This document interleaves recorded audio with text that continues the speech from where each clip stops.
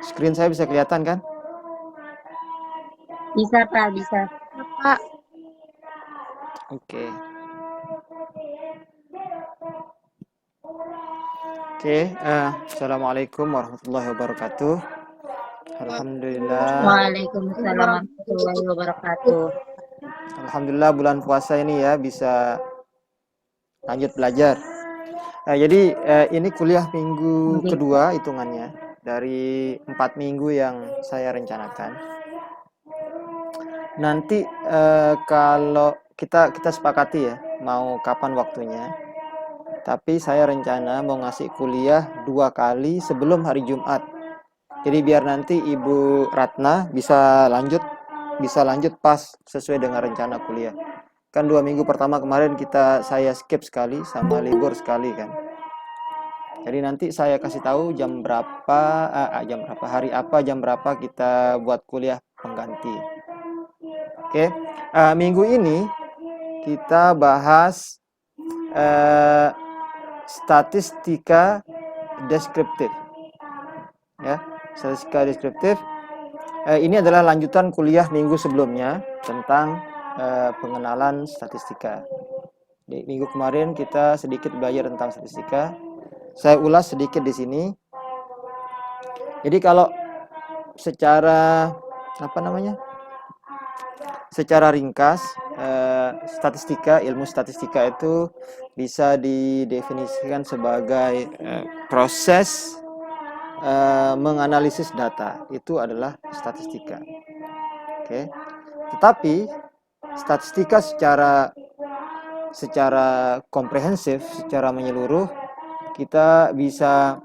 statistika dapat didefinisikan sebagai sebuah pola pikir. Jadi statistika bukan hanya ngitung-ngitung angka saja, tapi keseluruhan proses menggunakan metode ilmiah, kuncinya itu metode ilmiah, oke, untuk menjawab pertanyaan dan mengambil kesimpulan. Itulah statistika. Jadi keseluruhan prosesnya.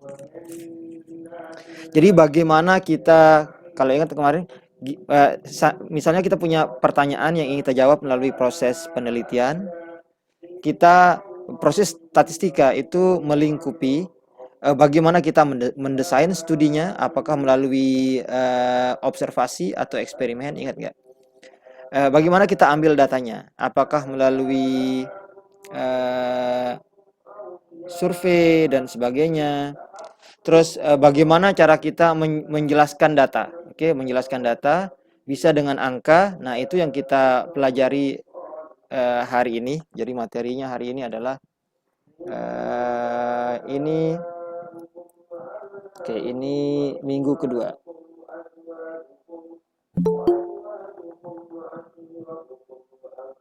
Ini kuliah minggu kedua, terlalu ada yang join.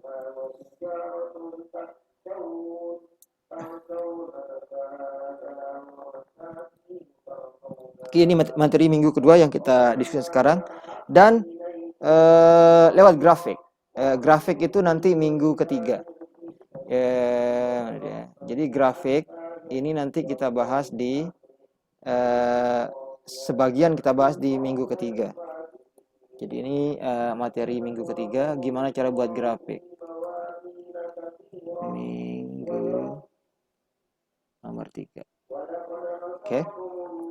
Terus minggu-minggu selanjutnya kita akan menganalisis data, kita akan menggunakan statistik untuk menganalisis data dan membuat kesimpulan. Nah, minggu ini kita bahas bagaimana menjelaskan data dengan angka. Oke. Penjelasan data dengan angka itu secara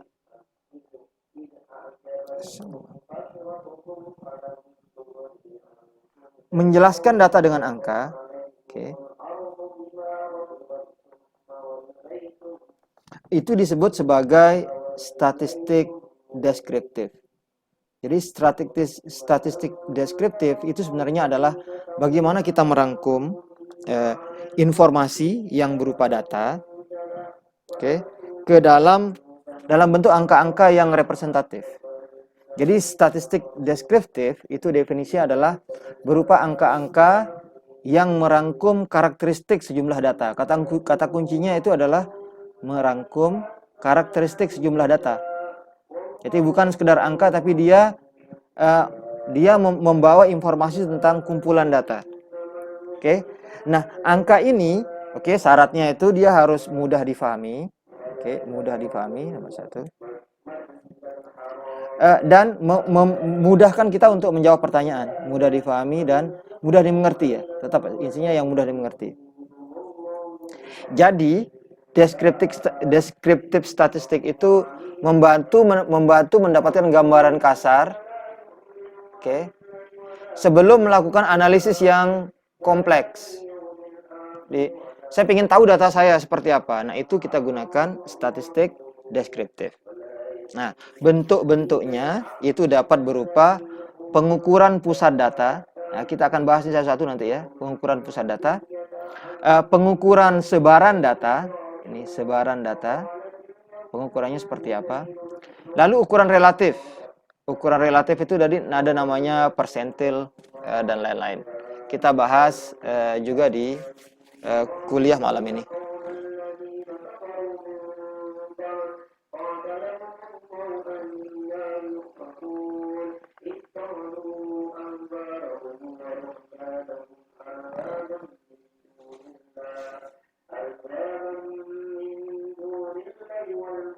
Oke, sebelum kita lanjut,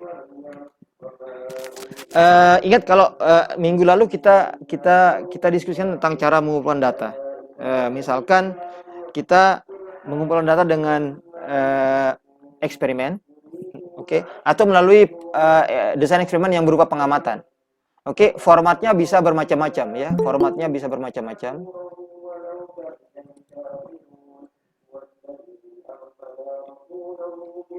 Oke, formatnya bisa bermacam-macam. Oke, misalkan kita dapatkan datanya dari survei. Surveinya itu dia isi gender atau jenis kelamin. Dia juga mengambil data suku. Dia ada data asal. Oke, bisa juga kita minta data usia responden, penghasilan responden, dan sebagainya dan sebagainya. Oke, berdasarkan pada tipe data tersebut, kita bisa bikin klasifikasi. Oke, klasifikasi. Ada data yang disebut dengan data kualitatif. Kualitatif. Ada kualitatif itu dari kata kualitas. Oke, kualitas berarti dia pintar, dia sedang, dia kurang pintar, dia bodoh, dia idiot. Itu kualitatif. Dia sangat cantik, biasa aja, agak cantik, kurang cantik, misalkan ya. Terus ada, oke, itu menggambarkan kualitas, oke, kategorikal.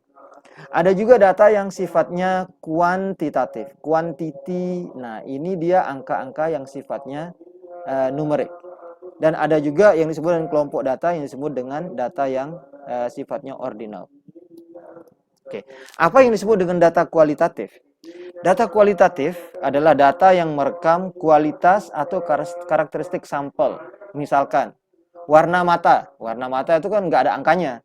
Hitam, coklat, biru, dan sebagainya. Jenis kelamin atau gender. Laki-laki, perempuan, waria, misalkan. Terus, partai politik. Ada partai politiknya PKS, Gerindra, sebagainya macam. Opininya misalkan, opini pendapat orang kalau kita ambil datanya, dia bilang kan cuma nilainya setuju, tidak setuju, atau abstain dan sebagainya. Itu jadi data kualitatif atau kategorikal. Jadi data yang kita kelompokkan. Tipe kedua itu data kuantitatif. Data kuantitatif merupakan rekaman hasil pengukuran atau perhitungan. Misalnya berat, oke? Berat. Ini kan dia angka kan, berat. Angka beratnya misalkan 10 kg, 15 kg, 20 kg. Usia 2 bulan, 5 bulan, 7 bulan, 1 tahun, 2 tahun dan sebagainya. Usia balita. Waktu perjalanan dari kos-kosan ke kampus. Kan dia ini angka juga, ini kan bisa direpresentasikan dengan angka. Ada yang 10 menit, ada yang 30 menit, ada yang 2 jam, ada yang entahlah. Jumlah hewan di kebun binatang ada 10, ya, ada 10 kuda, 15 anjing, dan seterusnya dan seterusnya. Jadi data-data yang direpresentasikan dalam bentuk angka itu kita sebut sebagai data kuantitatif. Nah, yang ketiga itu data buatan, kita sebut sebagai apa beda sebelum masuk ke sana? Apa bedanya antara data kualitatif dan kuantitatif? Jadi kalau misalkan kita angkakan data kualitatif, misalkan dia warna kulit hitam, coklat, sawo mateng, kita kasih misalkan dia 1, 2, 3, 4 di setiap warna itu, nah angka-angka di sana itu tidak punya makna. Sedangkan ada angka pada data kuantitatif itu kita bisa gunakan untuk operasi matematis. Salah saya. Operasi mana dia? Operasi matematis.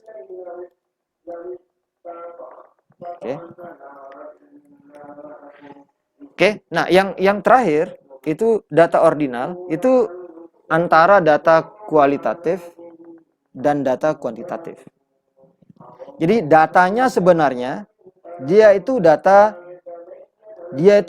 dalam kategori. Dia itu data kualitatif namun dikasih skor.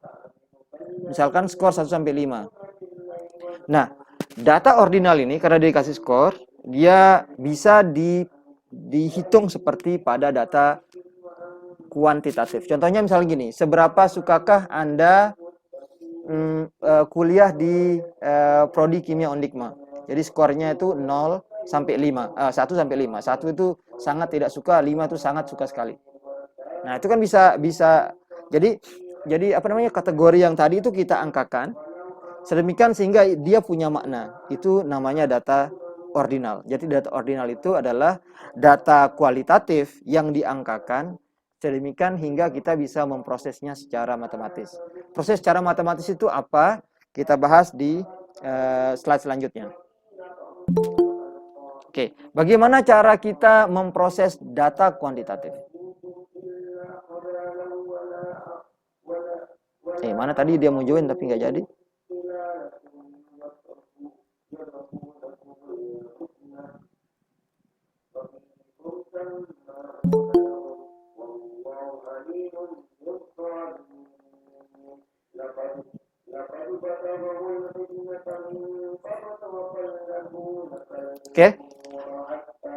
Oke, sekarang bagaimana cara kita merepresentasikan data kuantitatif?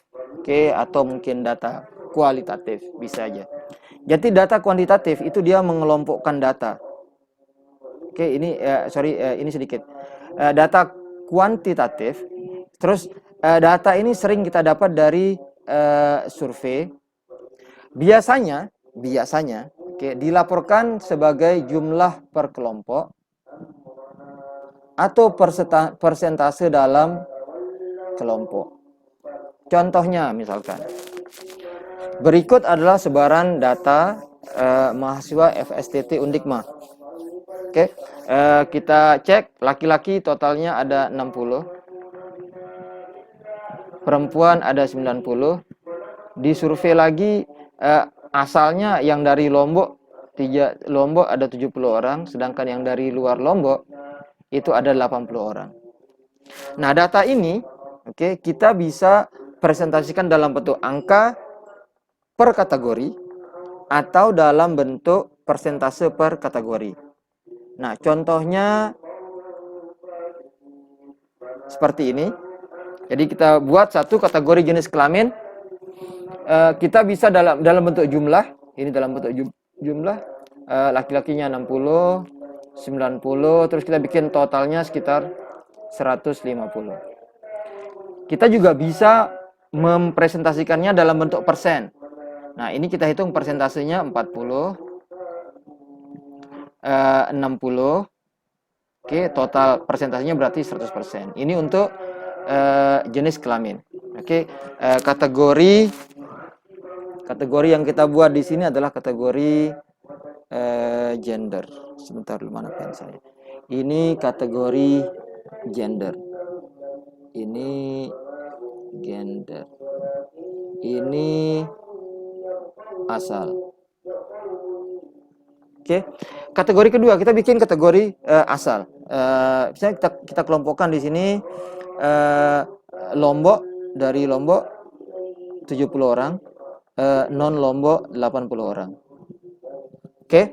Nah, sekarang saya masuk ke Excel untuk menghitung persen. Contohnya kan, ya kelihatan kan ini. Oke. Ini data mentahnya. Jadi laki-laki, perempuan, asal Lombok, asal non Lombok. Jadi masukkan ini. Oke. Masukkan ini. Pertama, kalau mau menjumlahkan di Excel, oke, cara paling mudahnya itu sama dengan, oke, ini, terus klik plus. Oke, kalian perhatikan yang di sini. Plus ini sama dengan 150 kan? Nah, sama dengan 150. Oke.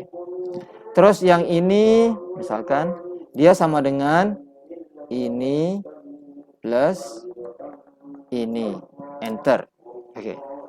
Nah, kalau menjumlahkan dua saja kan mudah kan, tinggal tambah-tambah. Nah, cara yang cepat, oke, ini kodenya ini sum data. Jadi kalau saya mau tambahkan ini, saya tulis ini. Saya tulis sama dengan sum, itu bahasa Inggrisnya summation, penjumlahan. Buka kurung. Nah, terus kita tarik garis dari yang mana-mana yang kita mau jumlahkan itu, tarik, terus kita enter. Nah, hasilnya sama. Ini juga saya buat ini. Nah, ini saya buat sama dengan sum dari data yang atas, enter. Nah, itu cara bikin kodenya di Excel. Hal yang sama kita bisa lakukan untuk kategori yang di bawah ini. Ini sama dengan saya tulis.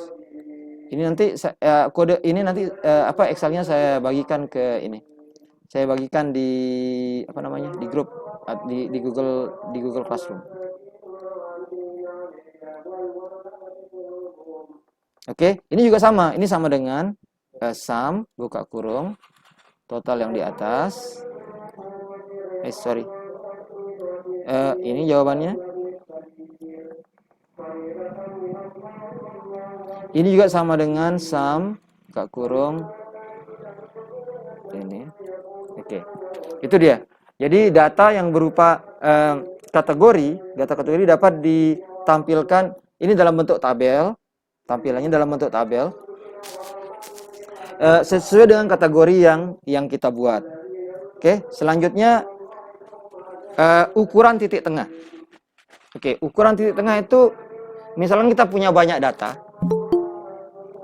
Jadi kita punya banyak data dan kita ingin menggunakan data tersebut untuk merepresentasikan keseluruhan data yang kita punya. Jadi ingat ya. Jadi ada angka. Jadi ini titik tengah ini adalah angka. Ini adalah satu angka. Sorry.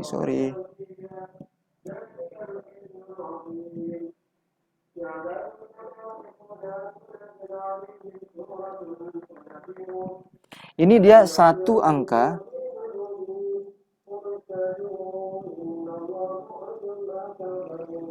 Ini tapi dia mewakili semua.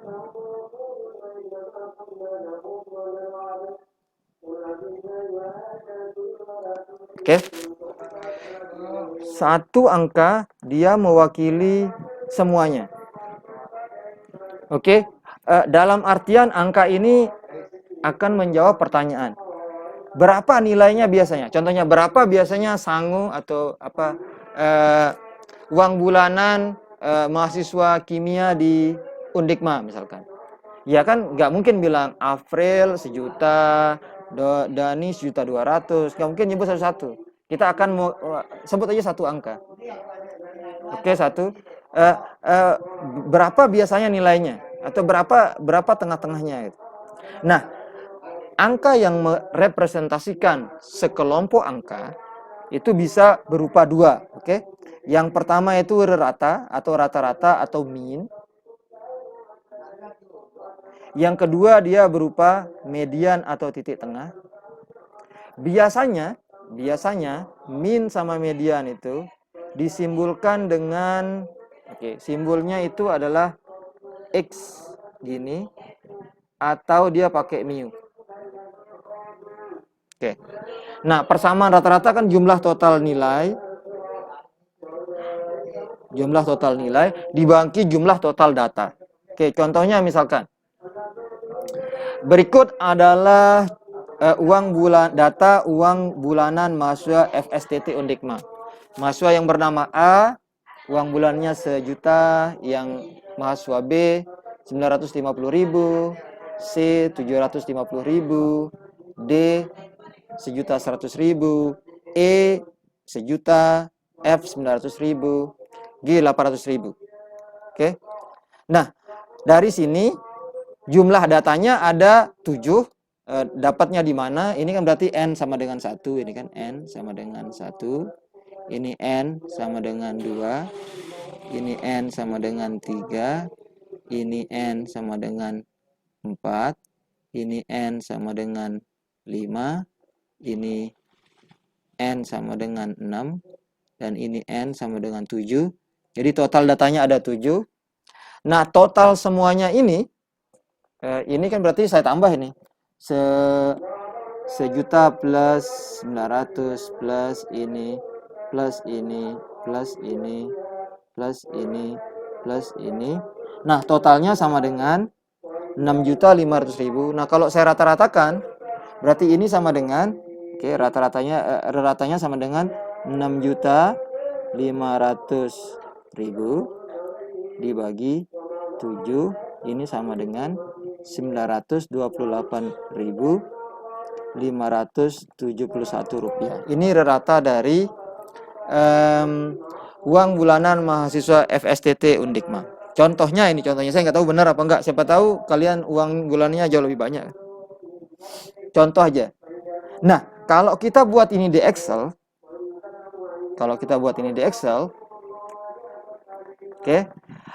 Oke, ini ratanya 9.928.571. Ini data saya copy dari sana.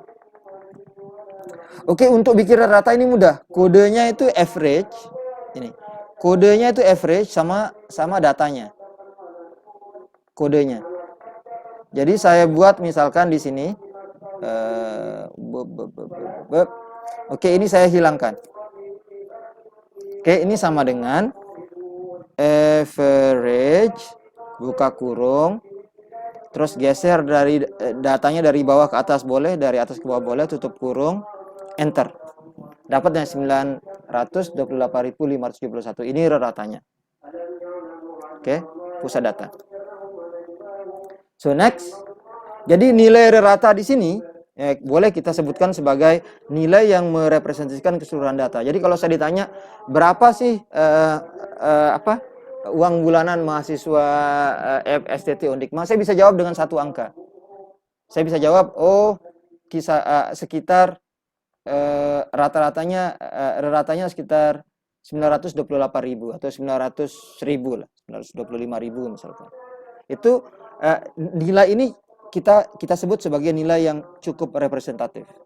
Ya, walaupun ada yang 1 juta, ada yang 1.100.000, ada yang 800, tapi semuanya dekat ke angka rata-ratanya yaitu 928.571. Oke, sekali lagi tadi titik tengah data, tapi bagaimana jika sebaran datanya seperti ini? Coba perhatikan. Oke, datanya A itu sama dengan yang sebelumnya, yaitu 1 juta. Oke. Datanya B 975, oke. C 750, oke. D 1.100, oke. E 1 juta. F, oke. Yang G ini 20.800.000. Oke. Ini salah ketik atau apa? Ini beneran, Pak. Misalkan ada orang yang emang kaya banget, misalkan dia emang sangunya per bulan itu 20 juta lebih. Oke, kalau saya buat rata-rata seperti yang tadi, kalau saya buat rata-rata yang seperti yang tadi, saya pergi ke Excel ya. Oke, saya copy aja ini.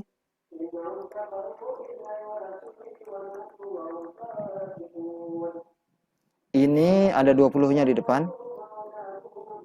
Nah, otomatis dihitung sama Excel, dia rata-ratanya adalah 3.785.000. Sebentar dulu number.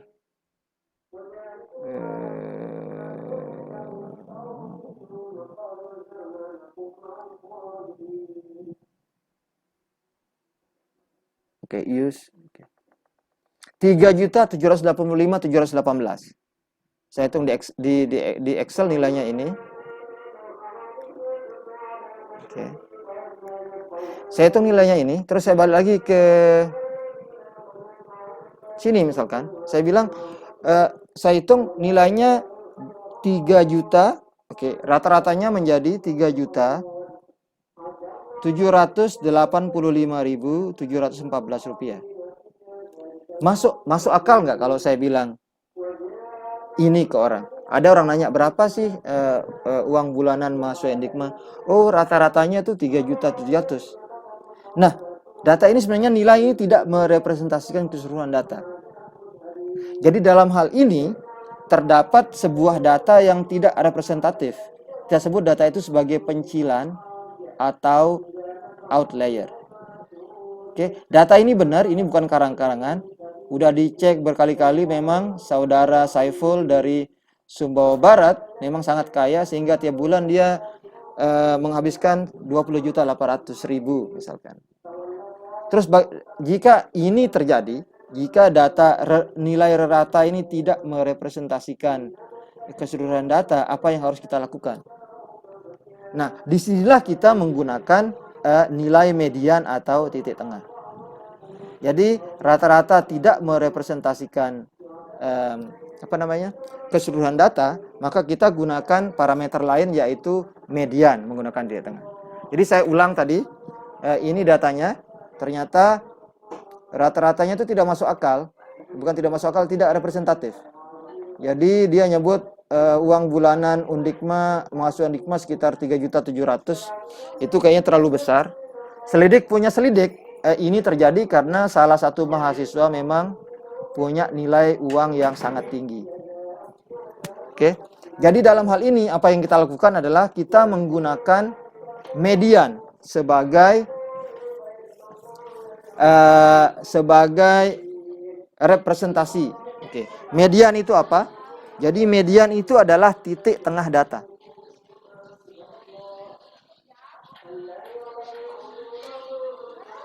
Sebentar dulu ya, mana pulpen saya? Oke. So median itu apa? Median itu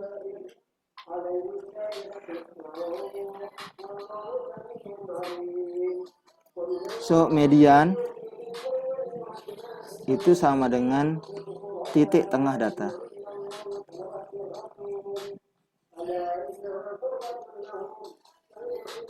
Oke, langkah yang satu, nomor satu stepnya untuk mendapatkan median adalah urutkan data dari kecil ke besar. Yang nomor dua, cari titik tengah. Data paling tengah. Nah, jadi di contoh ini saya putar ulang, ya. Saya putar ulang, saya urutkan dari yang paling kecil. Jadi F yang tadinya di sini, C yang tadinya di sini dia pindah ke sana karena C ini paling kecil. F yang di sini naik ke atas. B turun ke sini. Lalu A turun ke bawah sini. E sama dia titiknya. F naik, D turun ke bawah karena dia besar. Kemudian G tetap di sini. G tetap di sini. Nah, saya kasih label, misalkan angka-angkanya di sini berarti dia N sama dengan 1. Ini N sama dengan 2. N sama dengan 3. N sama dengan 4. N sama dengan 5. N sama dengan 6. N sama dengan 7.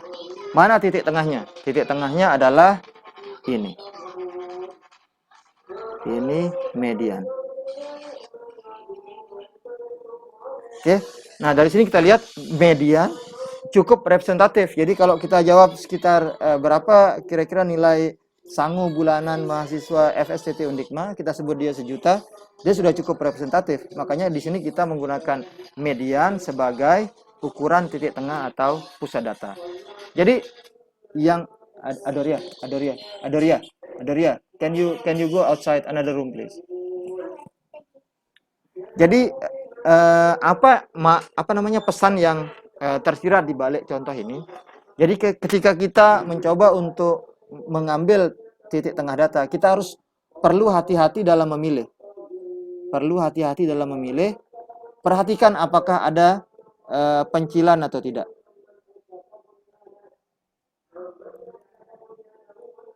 Oke, kalau ada pencilan hati-hati. Oke, itu dulu.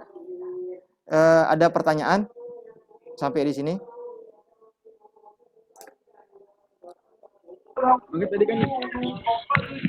Cek 1 2 3. Halo, tes.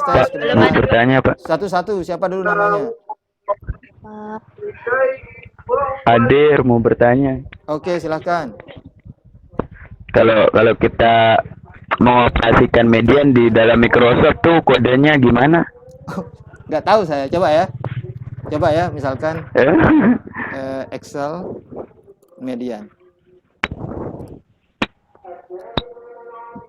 Oh, bisa median gitu. Coba contohnya ini ya.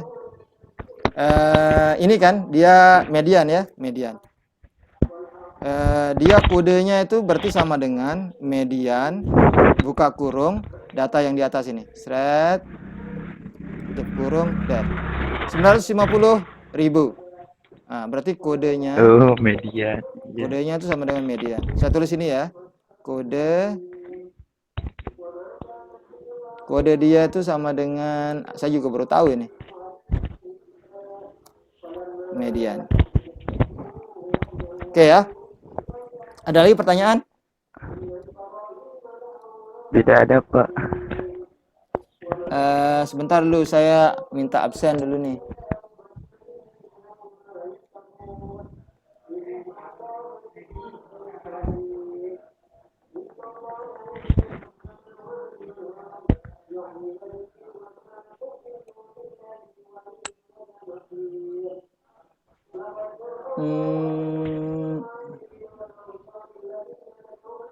Gimana caranya saya copy ini ya?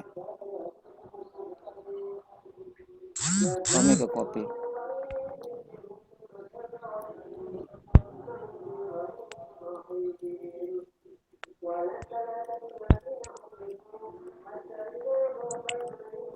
Ada pertanyaan lain? Bisa diketik kok. Assalamualaikum, Pak. Ya, waalaikumsalam. Mau nanya. Siapa namanya dulu sebelum nanya? Nur Fardana, Pak. Oke.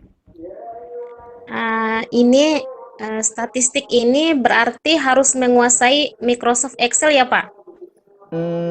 Nggak harus. Kalau kamu mau hitung pakai tangan boleh. Oh iya, Pak. Enggak, jadi Excel ini yang basicnya. Nanti kamu di waktu belajar sama Bu siapa namanya? Bu Ratna, dia pakai software lain namanya SPSS namanya. Excel ini lebih mudah. Kalau saya pribadi saya selalu pakai Excel. Oh iya, saya baru kasih link absen untuk kuliah hari ini. Tolong diisi ya. Saya taruh di komen. Saya kirim lewat WhatsApp juga.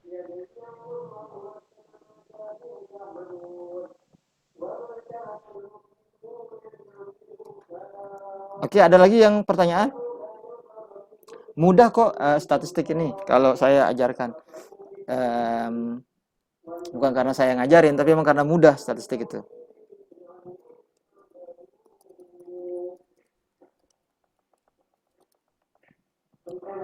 Oke, tahu kan kapan pakai rata-rata, kapan pakai median kan?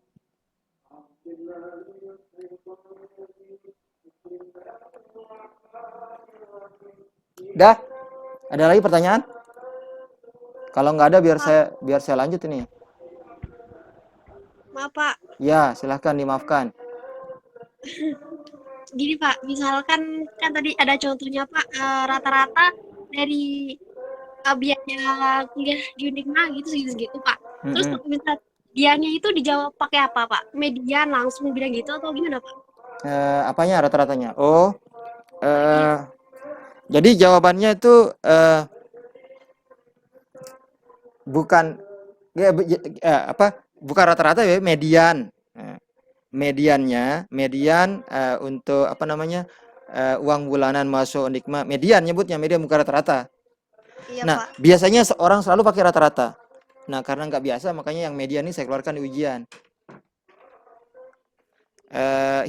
Saya pertanyaan misalnya hitung pusat data, data, saya kasih data, kamu hitung pusat datanya apa. Nah, bisa jadi itu median, bisa jadi itu means atau rata-rata.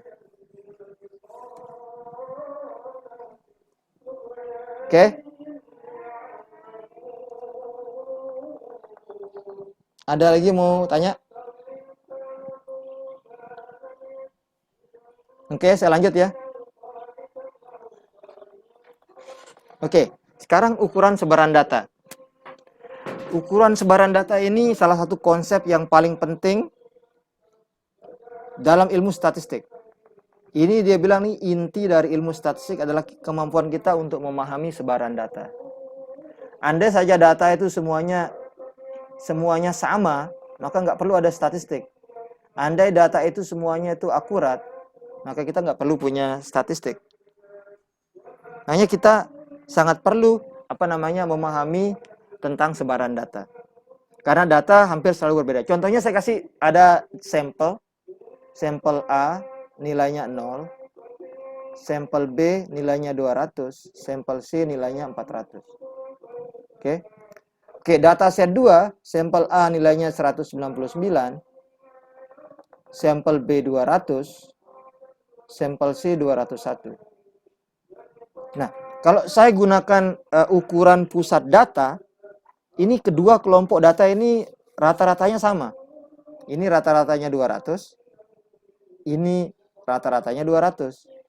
Kalau saya lihat datanya, titik tengahnya, mediannya juga sama. Mediannya 200, ininya 200. Tapi, ini dua kelompok data ini memiliki sebaran yang sangat berbeda. Oke. Oke, sebaran yang sangat berbeda di mana kelompok yang satu ini sebarannya besar.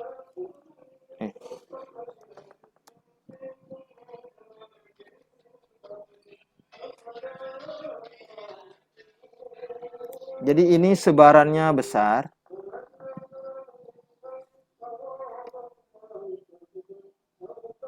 Sedangkan yang ini, kelompok ini sebarannya sempit.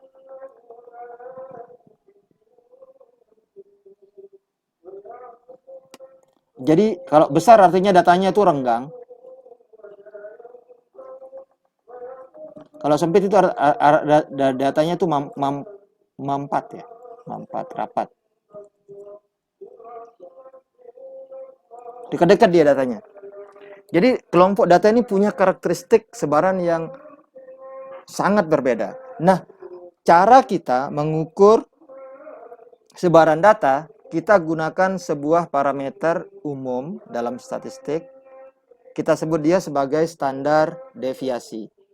Simbolnya itu S. Definisinya tuh mudah, dia tuh rata simpangan dari nilai rata. Aduh, susah ini difahami, tapi kira-kira kata-kata ini kalau saya buatkan secara matematik, dia wujud persamaan matematiknya itu seperti ini. Oke. Lagi-lagi kalau ini kalian hafalkan boleh, tapi nggak perlu dihafalkan juga nggak apa-apa, karena nanti kita akan kasih persamaannya ya. Oke. Contohnya misalkan tadi ada uang bulanan mahasiswa FSTT Undikma. Kita punya data A, B, C, D, E, F, G sama seperti tadi. Kita dapat rata-ratanya. Nah, kalau mau kita hitung satu-satu, kita hitunglah X minus, ini saya gunakan mu biar mudah ngetiknya. Kita kuadratkan nilainya ini, mengukur yang ini, di kuadrat nilainya ini nilainya ini, setelah di ini Terus N-nya udah kita hitung N-nya sama dengan 7, N-1 sama dengan 6. Oke, dari sana kita bisa, oh salah saya nih. Ini dia X min mu.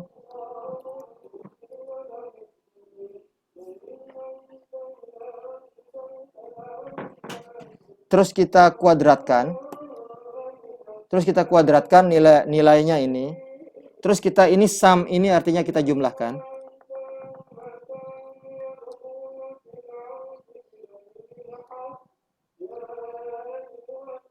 Kita jumlahkan semuanya.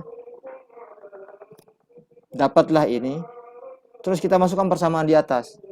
Berarti kalau dari persamaan ini kita bisa hitung S. Ini sama dengan, akar pangkat 2 dari X min X bar kuadrat itu 89. Ini 285. Ini 714. Ini 286. Dibagi N-1, berarti dibagi 6. Ini diakarkan, atau diakar itu sama dengan pangkat setengah. Ini kalau dihitung pakai kalkulator dapatnya 121.988. Oh susah Pak? Ya susah kalau hitung manual. Bagaimana cara ngitung cepatnya? Pakai Excel. Jadi kode untuk standar deviasi itu mudah. Kodenya itu stdef. Ini sama dengan stdef, buka kurung, masukkan datanya, jigret, tutup kurung, dah jadi 121.988. Kalau mau dihitung satu-satu capek.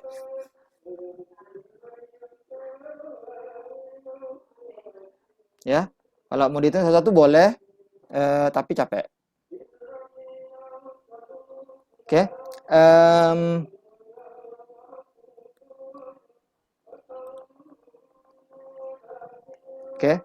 Lanjut.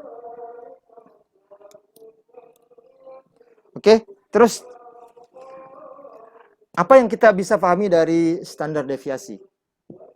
Kalau kita lihat persamaannya ini, kalau kita lihat persamaan ini, highlight, saya kasih warna. Dia nilainya, pertama nilainya selalu positif. Nggak mungkin akar dari sesuatu itu nilainya negatif kan? Dia selalu positif. Yang kedua, nilai terendahnya 0.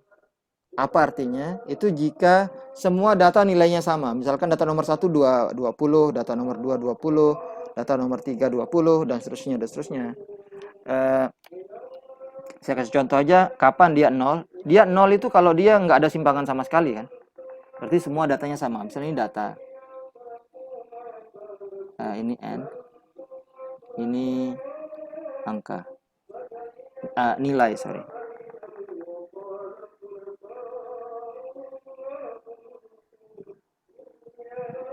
Ini nilai. Contohnya misalkan nilai statistik.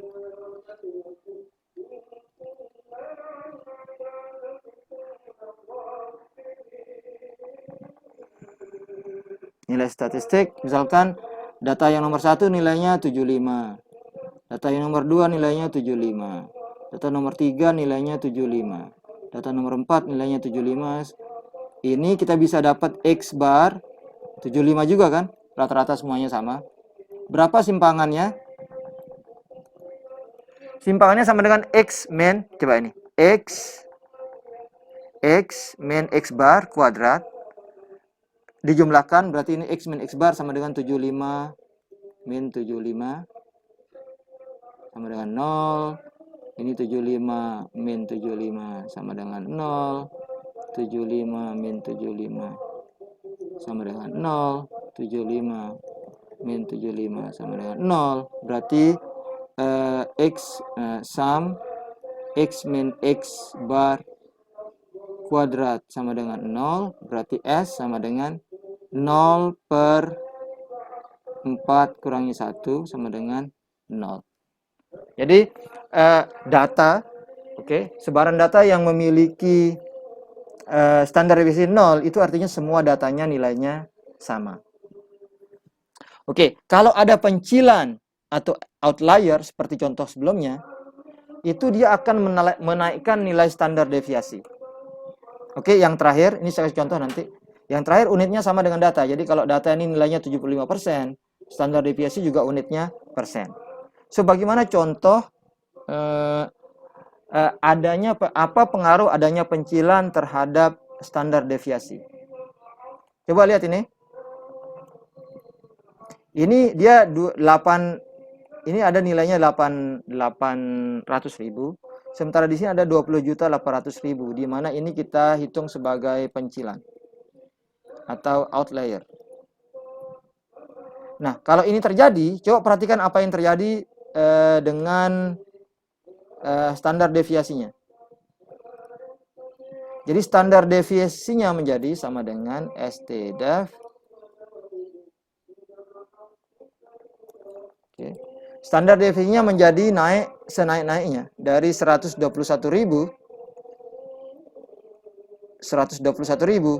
standar deviasinya sekarang menjadi 7.500.000. Oke. 7.500.000. Jadi kelihatan sekali kalau ada outlier atau pencilan itu menyebabkan sebaran data menjadi sangat besar.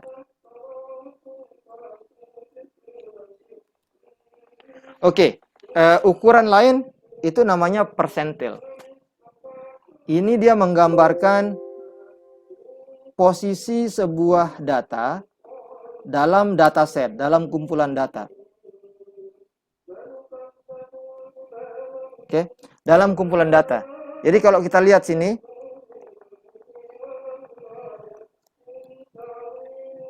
oke, contohnya misalkan gimana cara menghitung persentil? Persentil itu simbolnya K. Sorry. Ini simbolnya K.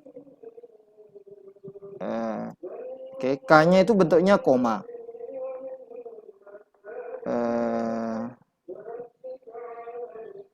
Oke, koma, masuk. Caranya pertama adalah kita urutkan dulu. Yang pertama, urutkan data dari yang paling kecil ke paling besar. Nah, ini kan contohnya itu data tidak urut. Oke, ini kita lihat data tidak urut. Data tidak urut. Jadi ya langkah yang paling pertama kita urutkan datanya. Jegrek. Oke, urutkan datanya. Yang kedua, hitung posisi datanya. Oke, nanti kita tunjukkan hitung posisi datanya. Jika dia hasilnya itu bulat, maka kita ambil aja sesuai. Jika hasilnya bukan bulat, itu kita bulatkan ke bilangan bulat terdekat. Kasih contoh ini. Jadi ini datanya tidak urut, ini sekarang kita urutkan datanya. Jadi data yang di sini itu datanya sudah urut. Sudah urut. Terus kita tahu ini N sama dengan 1, N sama dengan 2, 3, 4, 5, 6, 7, dan seterusnya. Nah, berapa persentil posisinya di data yang pertama? Ini kan data yang pertama. Oke, dibagi 7 dikali 100. Ini berarti dia datanya 14. Jadi dia persentil yang ke-14. Kemudian ini persentil yang ke... Jadi bagi ini data yang pertama. Ini pertama. Dibagi 7. Kalikan 100. Nah ini persentil yang ke-14%. Yang ke-28 persentil. Yang ke-42 persentil. Ini yang ke-57 persentil. 71. 85 dan 100 persentil. Nah ini kan kalau kita misalkan punya data, terus kita pengen tahu posisinya dalam persentil data. Bagaimana kalau kita punya set data? Oke, misalnya carikan data untuk yang persentil ke 90. Nah caranya kita cari ini. Yang saya kasih contoh sini, kasih contoh di sini. Ini. Oke, carikan saya data pada persentil yang ke-90. Nah, berarti dia K-nya sama dengan 0,9 kali N. N ini 7. 7 ini jumlah data total. Ini dari sini ke sini. N-nya 7. Itu sama dengan 6,3. 6,3 kalau dibulatkan itu dia lebih dekat ke 6 daripada ke 7. Jadi kita cari di sini data yang ke 6 ini. Berarti dia persentil ke 90 itu nilainya 1.100.000. Ini dia nilai stres. Udah. Apa itu persentil? Jadi persentil ini dia menunjukkan sebaran. Saya bilang dia menunjukkan sebaran data. Kalau kita lihat misalkan di data ini, bagaimana kita bisa memprediksi sebaran data berdasarkan nilai persentil? Kita buat aja garis, kita ilustrasi misalkan ini, buat dia sedikit proporsional ya. Misalkan di sini 150, berarti di sini tengah-tengah ini berarti 75. Anggap lagi di sini 0. Berarti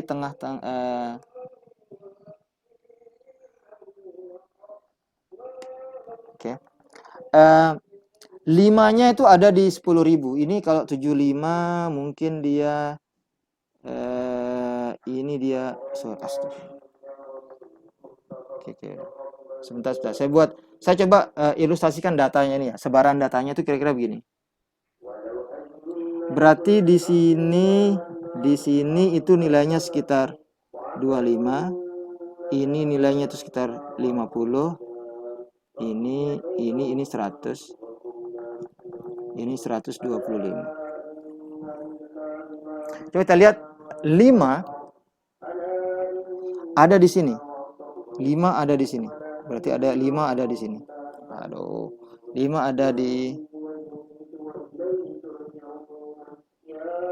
5 ada di sini.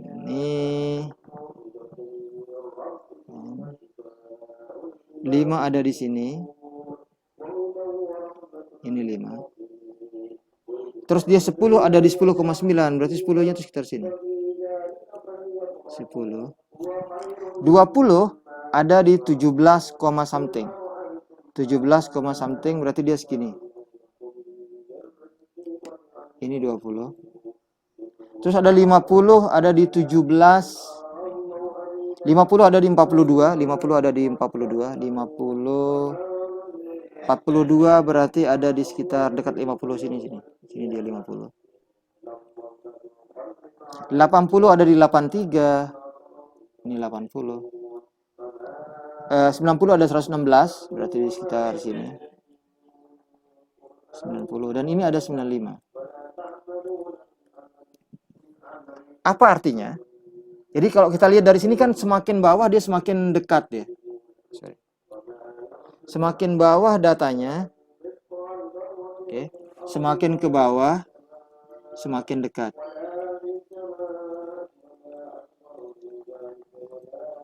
Ini artinya jumlah orang miskin itu jauh lebih banyak daripada jumlah orang kaya. Kalau kita lihat dari sebaran data persentil, saya bisa simpulkan bahwa dari sini jumlah orang miskin jauh lebih banyak daripada jumlah orang kaya. Kita lihat dari garis-garis ini, kedekatan garis-garisnya. Nah, ini cara kita menginterpretasi sebaran data berdasarkan pada persentil. Oke, selanjutnya ini kayaknya slide saya yang 2 yang terakhir ya. Selanjutnya cara untuk menggambarkan data itu kita bisa pakai 5 angka. Oke. 5 angka yaitu pertama dia angka, kita bagi dia menjadi 4. Jadi ini bagian 1. Ini bagian nomor 1. Ini sebaran data nomor 2. Ini ke sini nomor 3. Ini ke sini nomor 4.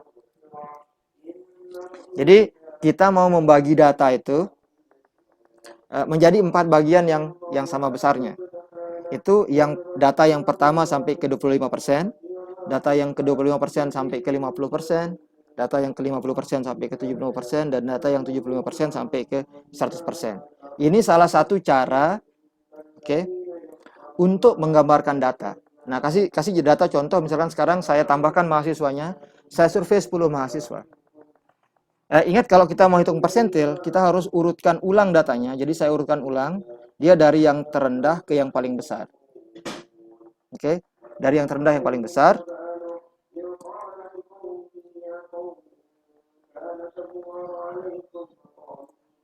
Lalu kita hitung persentilnya.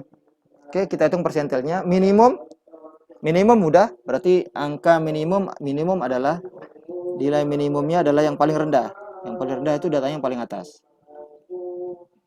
Terus yang lain maksimum. Maksimum itu paling besar, berarti data paling bawah.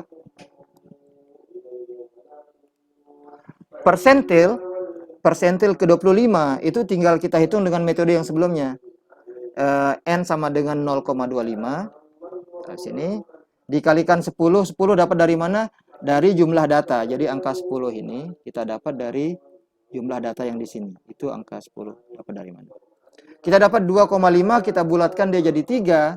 Jadi kita dapat angka nomor 3 yaitu 850.000 ini. Ini adalah persentil yang ke 25. Nah, persentil ke 50 kita gunakan cara yang sama. Di sini hasil hitungannya 5. Berarti data persentil ke 25 itu adalah angka ini. Dia berarti titik tengah. Di tengah. Oke. Persentil ke 75 itu dia kalau kita hitung hasilnya 7,5, kita bulatkan dia jadi 8. Kita ambil data yang ke 8 yaitu ini. 8. Inilah data persentil yang ke 75. Oke. Itu aja. Tuh. Nah, terus bagaimana sebaran data? Bagaimana ngukur persentil di Excel? Persentil di Excel mudah aja. Oke, persentil di Excel. Oke. Kan ini data kita tadi ada 195 bla bla bla bla bla. Oke. Minimum, kode minimum itu sama dengan kodenya itu min. Sama dengan min buka kurung, ambil datanya seret, tutup kurung, enter. Tuh, nilai minimumnya 700. Oke, maksimum. Maksimum itu kodenya max. Sama dengan max, buka kurung, atas ke bawah, tutup kurung, enter. Persentil yang ke 25, ini harus dihafalin ya. Persentil ke 25 itu kodenya itu persentil, datanya apa, 0,25. Jadi sama dengan percentile buka kurung, mana datanya, koma, mau persentil yang keberapa? 0,25 tutup kurung, enter. Ini dapat 862.500. Ini dia beda sama hitungan saya yang di sana. Tapi nanti kita bahas dulu. Terus persentil yang ke 50, K sama dengan 0,5 itu juga sama hitungannya. Jadi dia sama dengan percentil buka kurung, datanya mana, koma 0,5 tutup kurung, enter. Lalu persentil yang ke-75 juga dia sama. Itu sama dengan percentil koma datanya mana, koma 0,75 tutup kurung, enter. Oke, kalau kalian lihat ini, saya copy saja ya. Copy. Ini hitungan saya.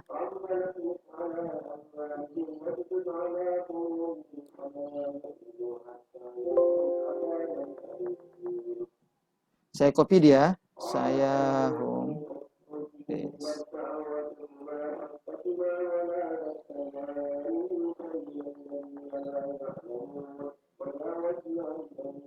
Pak, kau komplain sama saya. Pak, nilainya kok nggak sama? Kenapa nggak sama? Karena di sini misalkan dia di sini kan dia 850. Kenapa di sini dia 8625? Terus ini yang 0,5 di sini 950.000, di sini 962.500. Kemudian yang ke-75 ini ya sama, ini yang benar-benar 1000, minimum maksimumnya sama tapi dua nilai persentilnya beda.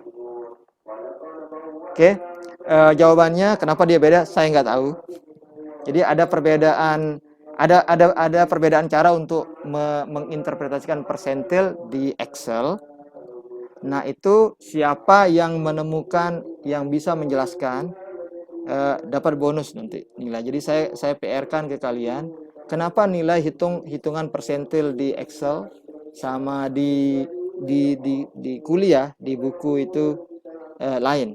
Nah, pertanyaan saya, mana yang benar? Kalau kalian pakai dua-duanya saya hitung benar ya.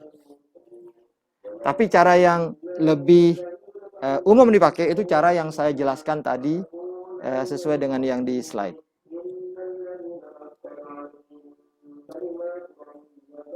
Oke, ini dulu ada pertanyaan.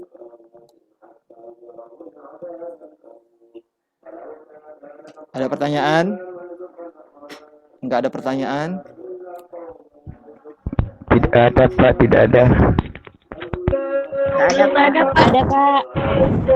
Link absennya nggak bisa ya? Udah Iya, nggak bisa, Pak. absen. Udah, ini udah pada absen semua ini, 15 orang. Saya belum, Pak. Belum ya? Iya, belum. Nggak bisa tadi. Sebentar dulu saya.